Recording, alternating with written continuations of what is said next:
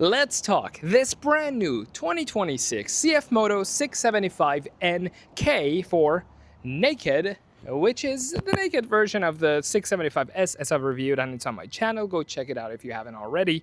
I love where CFMOTO is going with their products and the motorcycles. We all knew for a really long time that China is, of course, the manufacturing hub of the world, and I quite frankly was surprised when and at what point they're gonna finally come out under their own branding, under their own image, without hiding behind other European or American brands and markings, and truly come out and be proud of what they manufacture, and they finally did it. For a really long time, CFMOTO was hiding behind KTM, manufacturing their products, kind of putting their motorcycles together, being present financially in a lot of countries, but not really coming forward as their own, and they did.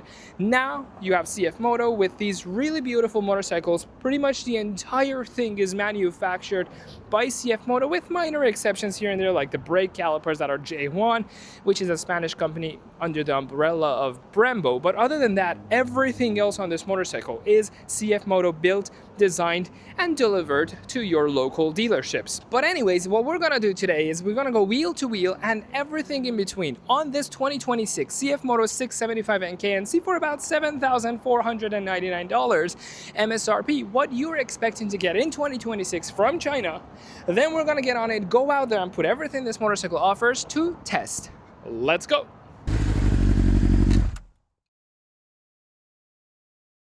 Let's start off by talking about what's powering this motorcycle. What's under the hood here is a 675cc liquid-cooled inline 3-cylinder engine that makes about 90 horsepower and about 52-ish foot-pounds of torque. The engine here, the exhaust system, and the transmission are all identical to the 675SS, the fully faired version of this motorcycle, and this engine is the first CFMOTO in-house engine that they've built. I mean, they're really good at putting together engines. They've done it for a really long time for KTM, but this one is theirs. They have designed it, they have built it, they put it together, and it's a pretty awesome engine. Longevity, long-term reliability of this motorcycle, I don't know. Nobody has been, it hasn't been around long enough to know how long this engine is going to last, but it looks well built and it's pretty easy to maintain. First of all, you have an oil window here, which I can't believe is something I'm mentioning even in this video in 2026. I just reviewed a high-end CBR 1000 RR, almost $20,000, model year 2027. Mind you, we are not even in year 2027 yet as of recording this video. That motorcycle, best bells and whistles of Honda on it, and still doesn't have a window here. That motorcycle has a dipstick on it that you have to unscrew, pull out, look at the stick, and tell your oil level. This one, of course, like a normal motorcycle, in 2026, you have an oil window to see if you have too much or too little oil in your engine. And changing oil on this motorcycle while we're talking about it is really simple. All you gotta do is to come to the front of the motorcycle. The filter comes off really easy without taking anything off. And once you take this panel, of course, on the other side, off on the motorcycle with like 3 little screws, you take the panel off and you can drain the oil that way. The marvels of naked motorcycles. I cry in super sport motorcycles when I have to change my own oil. But fantastic engine, lots of torque, lots of horsepower, and if you are interested in hearing about how this engine sounds, well, take a listen.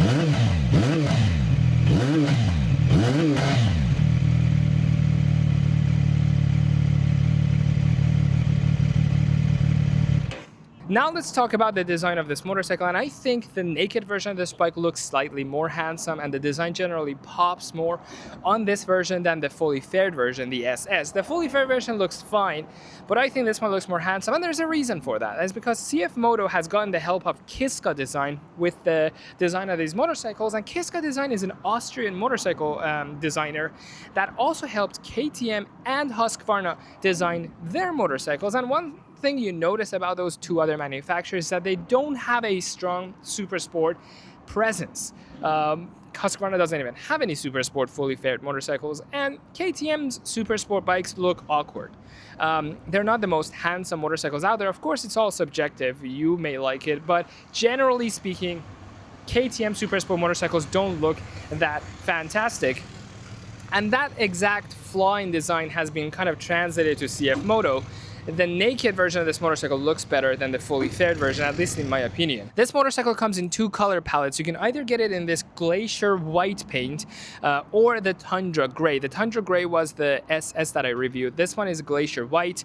You can see it from this matte white fender, light housing, and the 4-gallon gas tank here, and those flying buttresses on the rear seat. And they have not cheaped out on lighting here either. You have LED everything, LED headlight, tail light, turn signals, and they look pretty awesome on this motorcycle.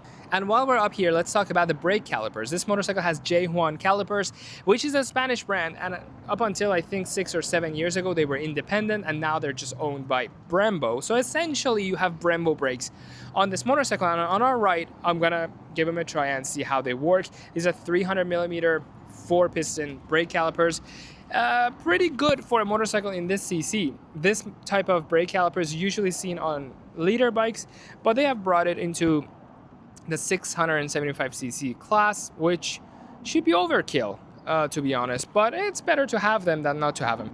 But they're also covered in this piece of plastic that's supposedly channeling air towards the calipers to cool them down. They're not as aggressive looking as what was on the SS, the MotoGP style brake cooling ducts, which were kind of unnecessarily extra on that motorcycle. They don't charge you extra for it, but it was just a little too much for a motorcycle that's only got 675 cc's. One of the complaints I had on that motorcycle, but again, it's not that big of a deal. Worst case scenario, you don't like him, you think it's a little bit too much, you can just unscrew it and take him off.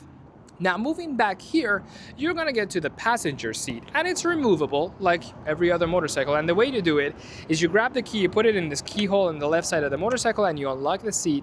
And by removing it, you realize there is absolutely no room to store anything. So you're gonna need to bring that backpack with you if you want to carry anything on this motorcycle. But the question is then, why is this seat removable if you're not gonna be able to utilize the space under it? Of course, the answer is for a couple of reasons. One is you want to access the wiring harness here for the tail light and the turn signals and the license plate, but also because you can grab this loop that was hidden under the seat and you can fold it out, and then when you latch the seat back on, your passenger can actually hold on to this instead of wrapping their arms around you all intimate. They can hold on to this loop. But there's also one more reason: the toolbox. Now, when you buy this motorcycle, they give you a toolbox that looks like this, and it has about 8 or 9 pieces of tools in it.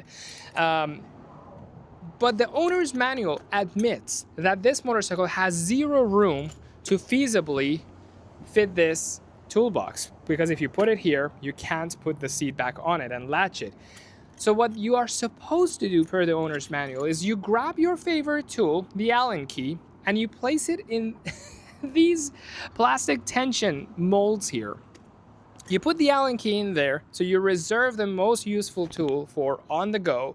You put it in here, and then you put the seat back on the motorcycle. That way you can carry the one tool you might need the most and not the whole toolbox. That's how little room you have under the seat. But you were probably planning on not having any room to carry anything when you decided to get a naked bike anyways, right? Coming here, you have a 5-inch TFT screen. TFT screen is TFT screen. It's the same technology. They're all colored, high resolution, no matter the motorcycle. But what really sets motorcycle from motorcycle apart is the programming behind the screen. And this one is very nicely programmed. The user interface is fantastically simple. There are just 4 buttons over here on this handle, top, down, to go up and down the menu, and click into a menu and out of a menu are the left and right buttons. Very simple. This motorcycle also combines really nicely done illustrations and animations to show you what exactly you're adjusting. So if you go like to traction control, it shows your rear wheel. Even different levels of traction control shows you the motorcycle is kind of like spinning out of control at different lean angles. Quickshifter shows you the quickshifter component, the electronic component of the shifter. It's a really nicely laid out program. It also allows you to turn on and off what's called ESS.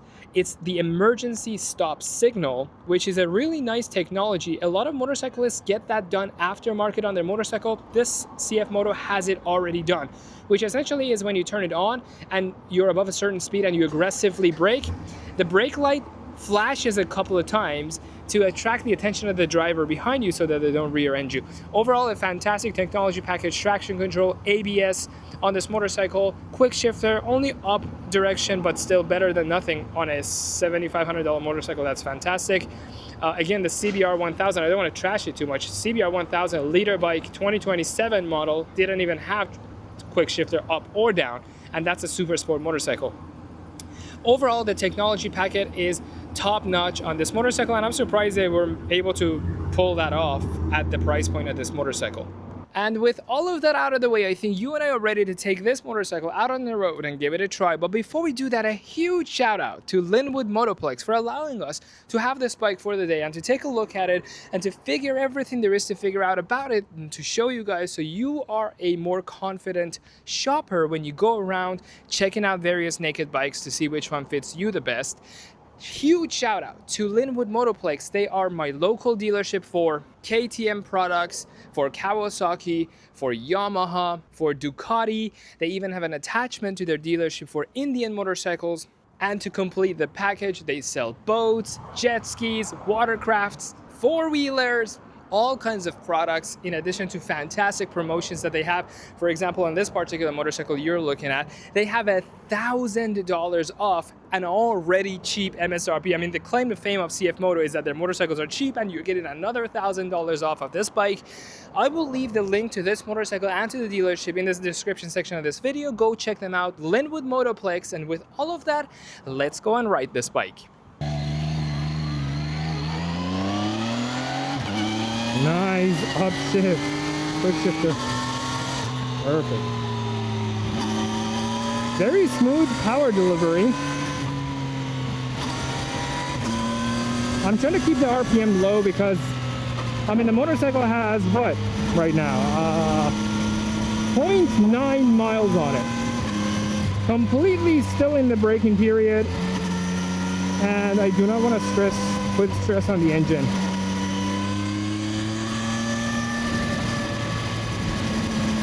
Very nimble. You can actually tell how light this motorcycle is. Oh, by the way, I forgot to mention, this motorcycle is only 417 pounds. Super light, super light.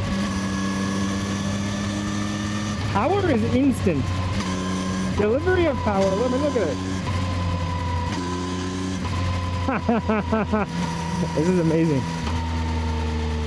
No downshift quick shifter, so you gotta have to pull that clutch, but boo-hoo, come on, do something. I love the layout of this screen. I don't think you can change the layout much. Yeah, I don't know.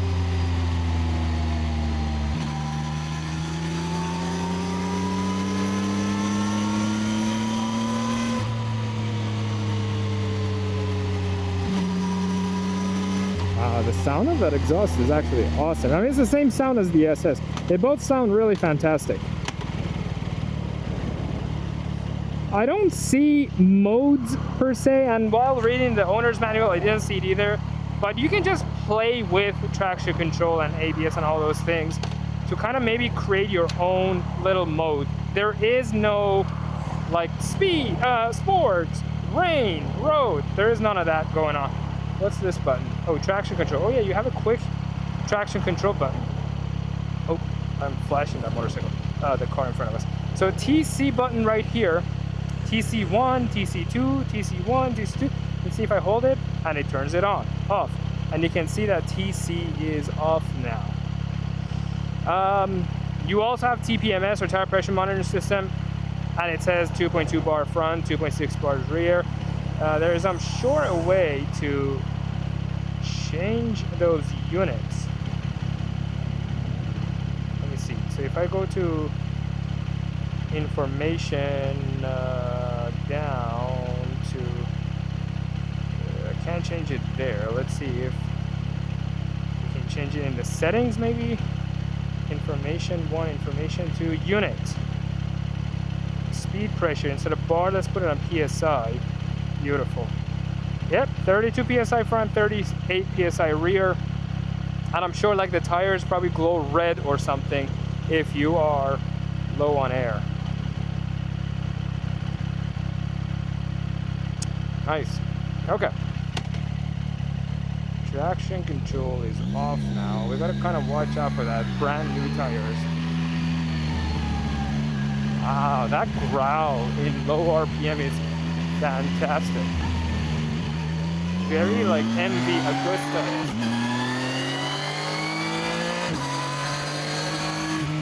I love it. I love that.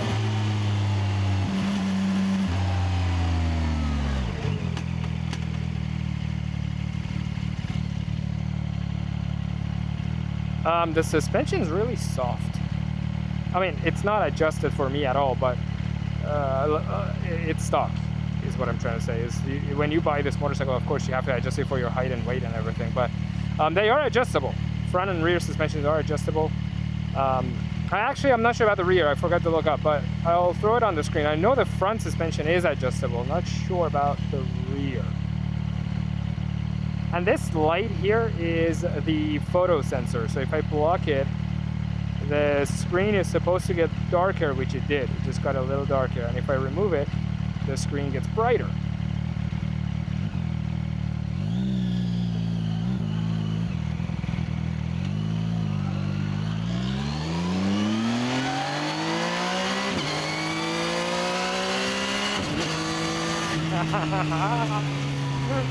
There's no shortage of power, by the way. I would notice it. Coming off of a Ninja H2, getting up on this one, I would immediately notice a motorcycle that just doesn't have enough oomph. This motorcycle does not give me that feeling at all. I mean, it's not a small displacement bike to begin with. Yeah, right. I mean, it's 675 cc's. You don't expect it to be slow either. And it's not. So that's good news. But the 300 NK, I haven't ridden that, but if I do, I'm probably going to be disappointed. So were so many other people. That's why Ninja 300 got canceled.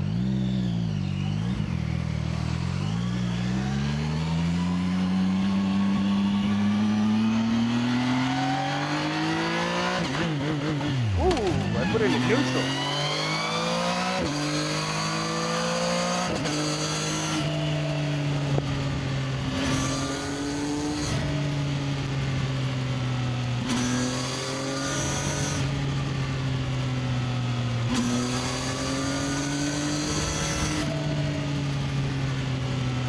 Yeah, the bike is amazing.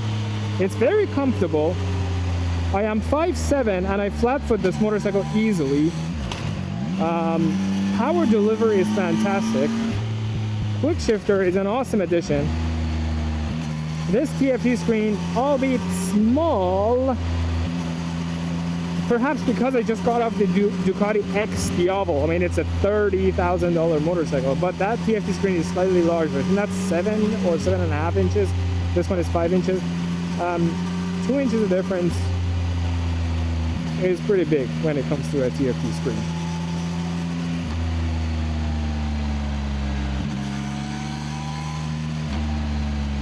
Wow, I love that low RPM growl of this exhaust system. It's just beautiful.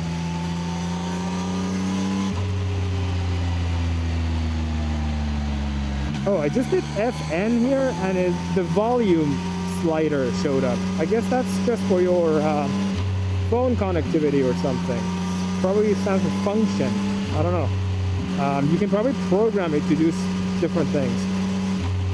It's a nice motorcycle. I mean, you can't beat it with a 10-foot stick at especially $6,500 for a 2026 model year 675cc motorcycle that with an ECU flash is gonna probably make you over 100 horsepower. It's just insane, the money proposition that CFMOTO is giving you here. Thanks for watching.